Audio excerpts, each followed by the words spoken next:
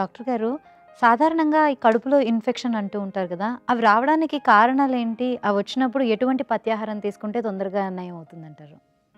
ఇప్పుడు కడుపులో ఇన్ఫెక్షన్స్ అంటే ఏంటంటేమా, కొన్ని బ్యాక్టీరియా అంటే మనం తీసుకునేటువంటి ఆహారంలో కానీ, నీళ్ళల్లో కానీ, ఎక్కడైనా కొంచెం కలుషితమైనట్టయితే గనక దాని ద్వారా కొంచెం బ్యాక్టీరియా కానీ, అమీబా కానీ అలాంటివి కడుపులోకి వస్తూ ఉంటాయి. అలాగే అవి కాకుండా ఏంటంటే కొన్ని కొన్ని కడుపులో ఉండేటువంటి పాముల గుడ్లు కూడా మనకి శరీరంలోకి ప్రవేశిస్తూ ఉంటాయి. కడుపులోకి ప్రవేశించి అవి పిల్లల్ని పెట్టి కడుపులో పురుగులు చేరుతూ ఉంటాయి. ఇలాంటివన్నీ కూడా ఏంటంటే కడుపులో ఒక ఇన్ఫెక్షన్ లాగా తయారై పురుగులు కానీ, అమీబియాసిస్ కానీ, లేకపోతే బ్యాక్టీరియల్ ఇన్ఫెక్షన్ కానీ వస్తూ ఉంటుందనమాట. ఇలాంటి సమస్య ఉన్నప్పుడు ఏంటంటే, వీటిని తగ్గించుకోవడానికి ఒక ఆహార పదార్థం లాంటివి తయారు చేసుకోవచ్చు. అందులో కొంచెం కృమిహరంగా అంటే ఈ యాంటీ ఇన్ఫెక్షన్ లాగా అంటే ఒక యాంటీబయాటిక్ లాగా పనిచేసేటువంటి కొన్ని మూలికల్ని కూడా కలుపుకొని చక్కటి ఆహార పదార్థం ఒకటి తయారు చేసుకోవచ్చు. అలాంటి ఒక జావని మనం ఇప్పుడు తయారు చేద్దాం.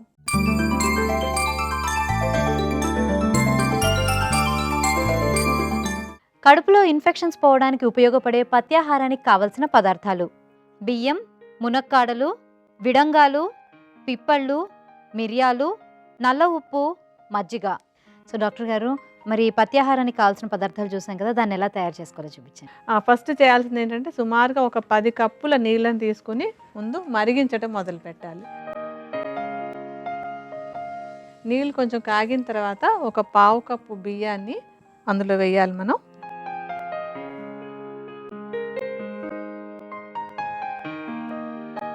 తర్వాత ములక్కాడలు చక్కగా ముక్కలు చేసుకొని ఆ ములక్కాడ ముక్కలు అందులో వేసుకోవాలి.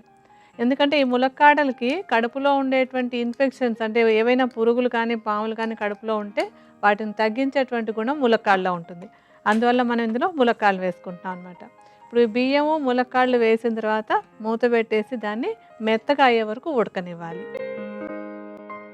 ఇప్పుడు ఈ బియ్యము ములక్కాడలు ఉడుకుతూ ఉంటాయి జావ అవ్వడానికి. మనం ఏంటంటే ఇది ఔషధ ద్రవ్యంగా పచ్చంగా ఉండేటువంటి దాన్ని తయారు చేస్తున్నాం కదా! మనం ఇందాకే చూసాం ఏమేం కావాలి ఇందులో వేసుకునేటువంటివని. అందులో ఏంటంటే విడంగాలు ఒకటి వాడుతున్నాం మనం ఇందులో. ఈ విడంగాలకి కడుపులో ఉండేటువంటి ఎలాంటి పురుగులైనా కానీ, బ్యాక్టీరియా కానీ, అమీబా కానీ, లేకపోతే కడుపులో ఉండేటువంటి చిన్న నులి పురుగులు, రౌండ్ వార్మ్స్ అని అలాంటివి ఉంటాయి. అలాంటి పురుగులు ఏవైనా సరే కడుపులో ఉంటే వాటిని బయటకి పంపించేసేటువంటి గుణం విడంగాల్లో చాలా బాగుంటుందన్నమాట. అందువల్ల విడంగాలు తీసుకుంటున్నాం. అలాగే ఇందులో ఇంకా మనం పిప్పళ్ళు, మిరియాలు కూడా వేస్తున్నాం.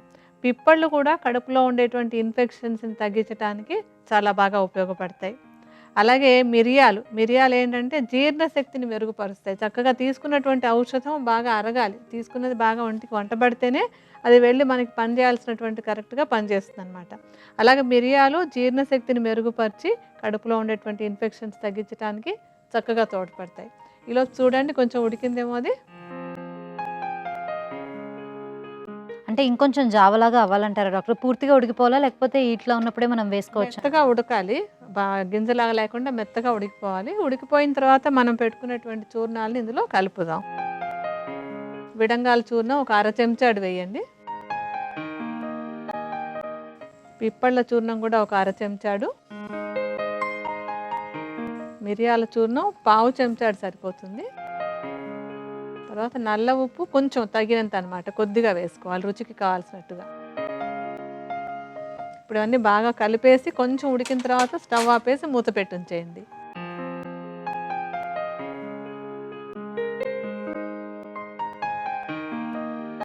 ఇలా మూత పెట్టి కొంచెంసేపు ఉంచేస్తే ఏంటంటే దానిలో ఉండే ఆవిరికి ఇంకా కాస్త బాగా మెత్తగా ఉడుకుతుంది కదా!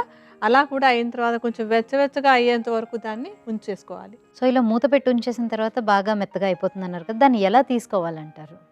దీన్ని ఏంటంటే మజ్జిగతో కలుపుకొని తీసుకోవాలమ్మా.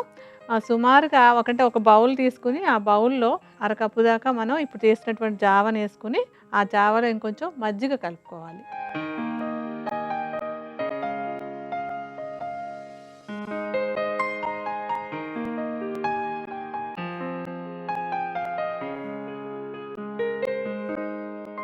అంటే కడుపులో ఎలాంటి ఇన్ఫెక్షన్స్ ఉన్నా, అమీబియాసిస్ ఉన్నా, లేకపోతే కడుపులో వర్మ్స్ ఉన్నా, ఏమున్నా కానీ ఏ వయసు వాళ్ళైనా తీసుకోవచ్చు దీన్ని. ఉదయం ఒక కప్పు ఇలా ఇప్పుడు మనం తీసుకున్నట్టుగా ఒక కప్పుడు, సాయంత్రం ఒక కప్పుడు ఆహారంతో పాటు కనుక తీసుకుంటున్నట్టయితే కడుపులో ఉండేటువంటి ఇన్ఫెక్షన్స్ తగ్గడానికి మనం ఇప్పుడు చేసుకున్నటువంటి ఈ పథ్యాహారం చాలా చక్కగా సహాయపడుతుంది.